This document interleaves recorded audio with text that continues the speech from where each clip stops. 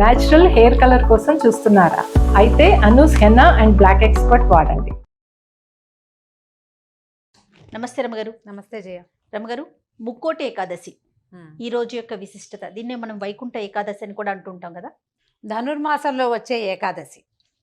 ఇప్పుడు ధనుర్మాసం 12లో లేదనిపిస్తుంది మనకి. అవును. అయితే మార్గశిర మాసం నుంచి ఈ మన మధ్యలో కొంచెం, అంటే సూర్యుడు గతి మార్చుకోగానే మన ధనుసులోకి ప్రవేశిస్తాడు. ధనురాశిలోకి ప్రవేశించగానే మనకి ధనుర్మాసం మొదలవుతుంది. ఆ తర్వాత వచ్చే ఏకాదశిని మనం ముక్కోటి ఏకాదశి అంటాం.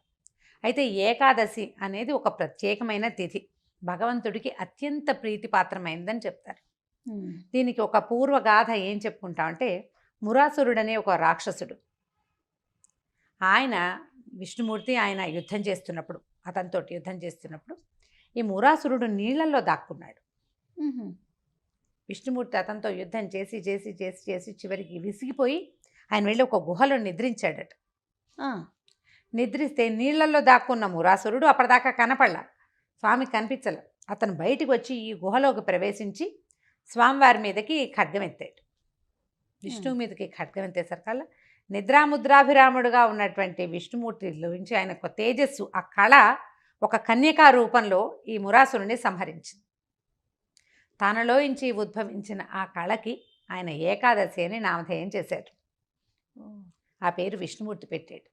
ఆమె తిథులలో ఒకటయింది. ఆ ఏకాదశి ఈయనకి అత్యంత ప్రీతిపాత్రమైన తిథి. ఏకాదశి నాడు ఉపవాసం చేయటం, ద్వాదశి నాడు పారణ చేయటం అత్యంత ప్రీతి పాత్రమైన విషయం విష్ణుమూర్తికి. మనం చాలా కథల్లో ఆ మాట చెప్పుకుంటూ ఉంటాం. అంబరీషోపాఖ్యానంలో ద్వాదశి పారణ ఎంత ప్రాముఖ్యమైనది చాలా చెప్పుకుంటాం. అయితే ఆ ఏకాదశి ప్రతి నెల మనకి 2 సార్లు వస్తుంది.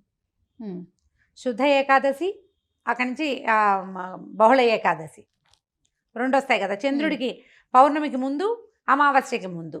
అయితే ఒక్కొక్క ఏకాదశికి ఒక్కొక్క ప్రత్యేకమైన పేరు కూడా ఉంది. భగవంతుడు మొట్టమొదటి చాతుర్మాస్య దీక్ష ప్రారంభం అవుతుంది. అది కార్తీకంలో కాదు, ఆషాఢ శుద్ధ ఏకాదశి నాడు తొలేకాదశి అంటాం, వాళ్ళు పడుకుంటాడు. కార్తీక శుద్ధ ఏకాదశి నాడు నిద్రలేస్తాడు. ఈ మధ్యలో 4 నెలల కాలం విష్ణువుకి యోగ నిద్రా కాలం అని, ఆయన నిద్రాముద్రాభిరాముడుగా ఉంటాడని చెప్తారు. అయితే ఈ కార్తీకంలో నిద్రలేచిన స్వామి, కార్తీకం లేదు మార్గశిరం దాటాక ఇంచుమించు పుష్యంలోకి వచ్చేసిన తర్వాతే ఈ ఏకాదశి నాడు ఉత్తర ద్వారం నుంచి వైకుంఠంలో దర్శనమిస్తాడని చెప్తారు. ఆయనకి ప్రీతిపాత్రమైన తిథి రోజునే ఆయన దర్శనమిస్తాడు. ఆయన ఉత్తర ద్వారం నుంచి ఆయన కనిపించినప్పుడు ముక్కోటి దేవతలు ఆయన్ని దర్శించడానికి అక్కడికి వస్తారు. వైకుంఠంలో ఉత్తర ద్వారంలో ఉండటం వల్ల ఏమో వైకుంఠ ఏకాదశిని, ముక్కోటి దేవతలు అక్కడికి వస్తారు. ఆ సమయంలో స్వామిని దర్శిస్తే ముక్కోటి దేవతల్ని దర్శించిన ఫలితం లభిస్తుంది. కాబట్టి ఈ తిథిని ముక్కోటి ఏకాదశి అంటారు. సంవత్సరం అంతా అన్ని తిథులు ఏకాదశులు మనం పాటించకపోయినా ఈ ఒక్క ముక్కోటి ఏకాదశి నాడు ఉపవాసము, జాగరణ చాలా విశేషమైన ఫలితాన్ని ఇస్తాయి. సాధారణంగా కూడా ఏకాదశి ఉపవాసాలు ఉంటారు. ఆ రోజు రాత్రి జాగారం చేయాలని చెప్తారు. రాత్రి నిద్రపోకూడదు.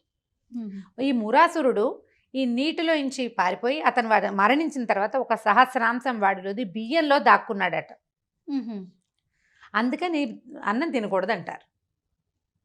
మురాసురుడి ప్రభావం మన మీద ఉంటుంది ఏకాదశి నాడు అన్నం తింటే. అందుకనే ఆ రోజు బియ్యం గింజలు నోట్లో వేసుకోవడం, అన్నం తినటం చేయకూడదు. ఉపవాసం చేస్తే మంచి ఫలితం లభిస్తుంది. ఒకవేళ మనం ఉండలేకపోయామనుకో, ఈ వైకుంఠ ఏకాదశి నాడైనా కూడా మనం ఆ రోజున ఉపవాసం చేయటం, స్వామి నామస్మరణతోటి జాగరణ చేసి ద్వాదశి నాడు పారణ చేస్తే అత్యద్భుతమైన ఫలితం లభిస్తుంది. ఏకాదశులు సంవత్సరం అంతా ఈ 2 12 24 మనకి వస్తాయి కదా. ఈ 24 ఒకటి చేసినా కూడా అన్నిటి ఫలితము లభిస్తుంది అని చెప్తారు, ఒకవేళ చేయగలిగితే చేయటం. అయితే దేవాలయాల్లో కొన్ని చోట్ల ఉత్తర ద్వార దర్శనం మనకి లభిస్తుంది. అవునవును.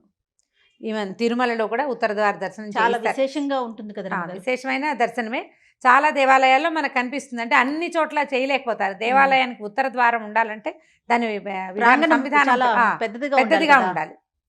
ఈ ఉత్తర ద్వార సంవిధానం ఏర్పరిచి ఉండాలి అందులో.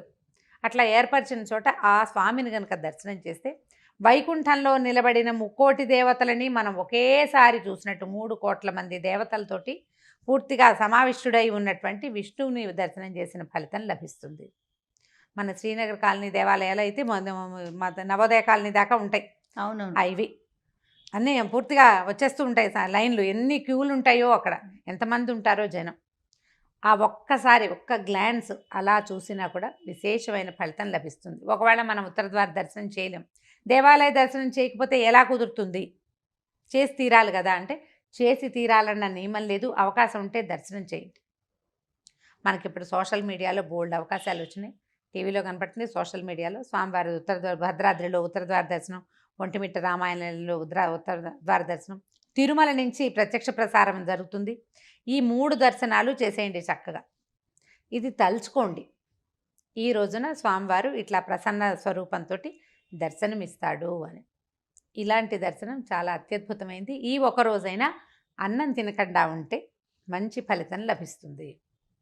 జాగారము ఓపిక, చేయగలిగిన ఓపిక, ఆ చేసిన కాస్తసేపు జాగారమైనా కూడా నామస్మరణతోటి చేయాలి. అది కబుర్లు చెప్పుకోవడము, సినిమాలు చూడడము కాకుండా ఏదైనా విష్ణునామస్మరణతోటి కనుక జాగారం చేస్తే చాలా అత్యద్భుతమైన ఫలితం లభిస్తుంది. ఈ పండగ కూడా దగ్గరే ఉంది, అవకాశం ఉంటే జాగారం కూడా చేసేసేయచ్చు. మర్నాడు పగలంతా పడుకోవాల్సి వస్తారు. కానీ దీనికి ఏకాదశికి ఒక నియమం ఏంటంటే, ఏకాదశి నాటి రాత్రి జాగారం చేసిన వాళ్ళు ద్వాదశి పగలు నిద్రపోకూడదు. అవును, నిద్రపోతే ఈ ఫలితం వస్తుంది అంటారు కదా.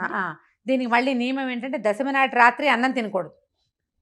దశమి నాటి రాత్రి అభోజనం అంటే కొద్దిగా పలహారం చేసుకోవాలి. ఏకాదశి రోజంతా లేదు, ద్వాదశి నాడు ఉదయం భోజనం చేసేస్తాం, పారణ చేస్తాము. ద్వాదశి నాటి రాత్రి కూడా మనం భోజనం చేయకూడదు, అన్నం తినకూడదు. ఆ నియమంతో కనుక పాటించగలిగితే ఏ ముక్కోటి ఏకాదశి చేసిన ఫలితం లభిస్తుంది. అవకాశం ఉన్న భక్తులు దీన్ని వినియోగించుకోండి. అవకాశం లేని వాళ్ళు ఎంత సావకాశం లేదు, ఇందులో ఒక్క పద్ధతినైనా పాటించవచ్చు కదా. మనం భోజనం మానేయచ్చు, మన చేతుల్లో పని, నిద్ర మానేయచ్చు కుదిరితే, ఒక దేవాలయ దర్శనం చేయొచ్చు, ఏదో ఒకటి చేసి ఈ పర్వదినం తాలూకు ఫలితాన్ని పొందేందుకు ప్రయత్నం చేసుకుంటే బాగుంటుంది. తప్పకుండా రమ్మ గారు. నమస్తే. నమస్తే.